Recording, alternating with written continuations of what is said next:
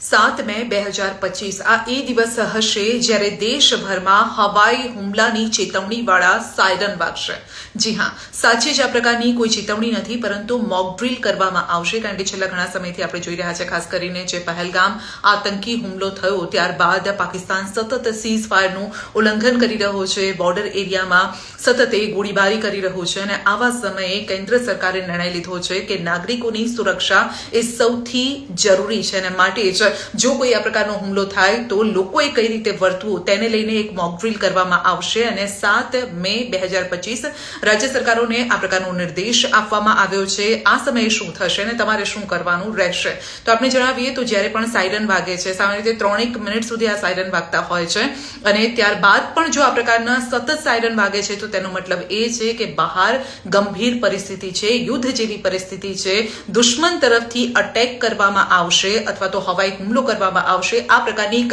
ચેતવણી આપવામાં આવતી હોય છે, અને જ્યારે આ પ્રકારની ચેતવણી આપવામાં આવતી હોય ત્યારે એક નાગરિકની સુરક્ષા કઈ રીતે, એટલે કે તમારે તમારી સુરક્ષા કઈ રીતે કરવાની છે। જો તમે બહારના કોઈ એરિયામાં છો, ખુલ્લી જગ્યામાં છો, તો તમારે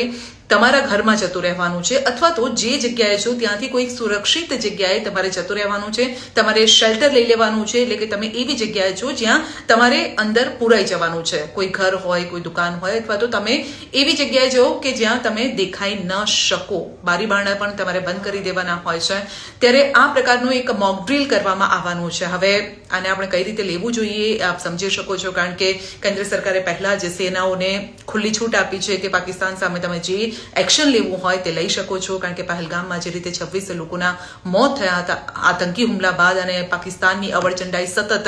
એ કરતું જ રહે છે, અલગ અલગ રીતે કરતું રહે છે, દેશ પર સતત હુમલા કરતા રહે છે, ગોળીબારી કરતું રહે છે, તો આવા સમયે એક આ મોક ડ્રીલ કરવામાં આવવાની છે। એટલે 54 વર્ષ બાદ એવું થવા જઈ રહ્યું છે, જ્યારે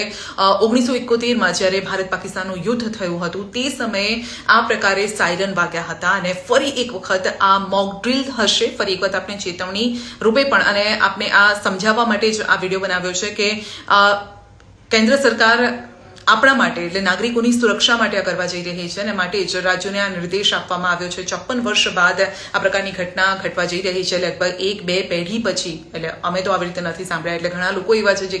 જેને ખબર પણ નથી કે શું હોય છે, આ સાયરન કેવી રીતે વાગે ત્યારે કેવી રીતે વર્તવાનું હોય છે। તો આ તમામ એવી માહિતી છે જે આપને પૂરી પાડી છે। 7 મે 2025 આ એવો દિવસ હશે જ્યારે આ મોક ડ્રીલ થવાની છે।